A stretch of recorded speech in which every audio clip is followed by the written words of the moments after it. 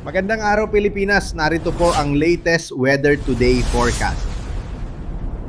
Narito ang ulat hinggil nga sa binabantayan natin na si Typhoon Uwan. Si Typhoon Uwan nga ay patuloy nang lumalayo dito sa may Ilocos Region at patuloy nga rin yung paghina nito at huli nga yang namataan sa layong 175 kilometers kanluran ng Sinait, Ilocos Sur. May taglay na lakas ng hangin na maabot ng 120 kilometers per hour malapit sa sentro at mga pagbugso pa ng hangin na maabot hanggang 150 kilometers per hour. At sa nakikita nga natin, nagdudulot pa rin ito ng malalakas na mga pagulan, lalong-lalo na nga dito sa may Benguet, maging mga malalakas na pagbugso pa ng mga hangin sa malaking bahagi ng Luzon, pababayan hanggang dito sa Mindanao.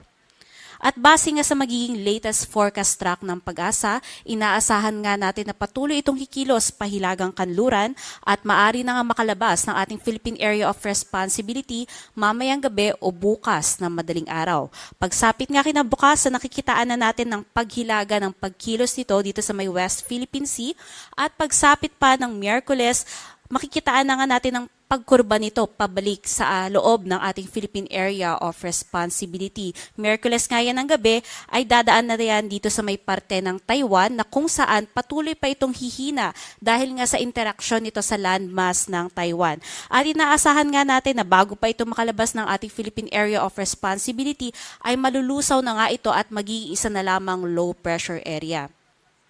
Kung titingnan din natin yung sakop ng mga malalakas na hangin nito ay malaki pa rin to at almost umaabot pa rin yan ng 800 kilometers. Kaya naman, malakas pa rin nga yung mga pagbugso ng hangin sa malaking bahagi nga ng Luzon. Although nag-downgrade na nga tayo ng wind signal at yung pinakamataas na nga lang ngayon na issued na wind signal ay wind signal number 2, malaki pa ring bahagi ng Luzon ang kasama dyan. At ang mga probinsya nga nakasama under wind signal number 2 ay dito sa may Batanes, Cagayan including Babuyan Islands, northwestern portion ng Isabela, buong Cordillera Administrative Region, Ilocos Norte, Ilocos Sur, La Union, western and central portion ng Pangasinan, at northern portion ng Zambales. Signal number 1 naman ang nakataas sa iba pang bahagi ng Cagayan Valley Region, ibang bahagi pa ng Central Luzon, kasama din dyan ang Metro Manila, buong Calabarzon, at kasama din dito sa wind signal number 1 ang Occidental Mindoro including Lubang Islands, Oriental Mindoro, Marinduque, Calamian Island, Camarines Norte, northwestern portion ng Camarines Sur. Patuloy pa rin po ang pag-iingat sa mga peligrong dala ng mga malalakas na paghangin. Doon sa mga areas outside wind signal ay makararanas pa rin ng malalakas na pagbugso ng hangin dahil nga hagip pa rin yan ng malawak na sakop ng malalakas na hangin nitong si Bagyong Uwan.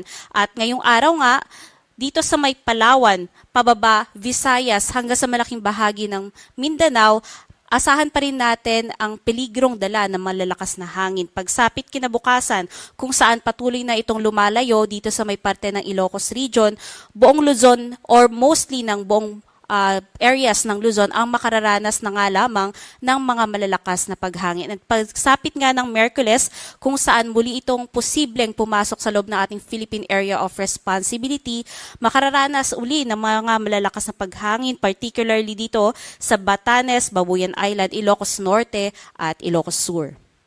Sa dami naman ng mga pag-ulan na aasahan ngayong hapon hanggang bukas ng hapon, pinakamarami nga dito sa may Benguet kung saan maaring umabot ng 100 to 200 millimeters. Samantalang dito sa may Ilocos Region, Abra, Zambales, Bataan at Occidental Mindoro, may mga pag-ulan pa rin na umaabot hanggang 50 to 100 millimeters. Kaya mag-ingat pa rin po yung ating mga kababayan sa peligrong dala ng mga malalakas na mga pag-ulan tulad nga ng pagbaha at pagguho ng lupa.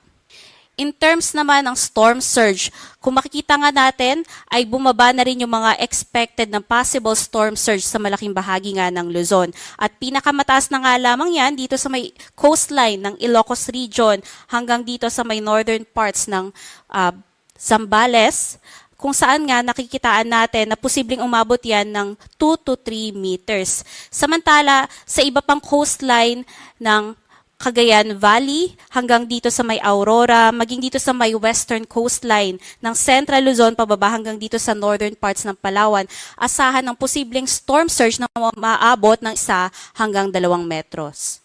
Kaya yung mga kababayan po natin na naka-evacuate na ay huwag po munang makampante at bumalik sa kanya-kanyang mga lugar dahil hindi pa po natin nililift yung storm surge warning dito sa mga areas na nabanggit po natin.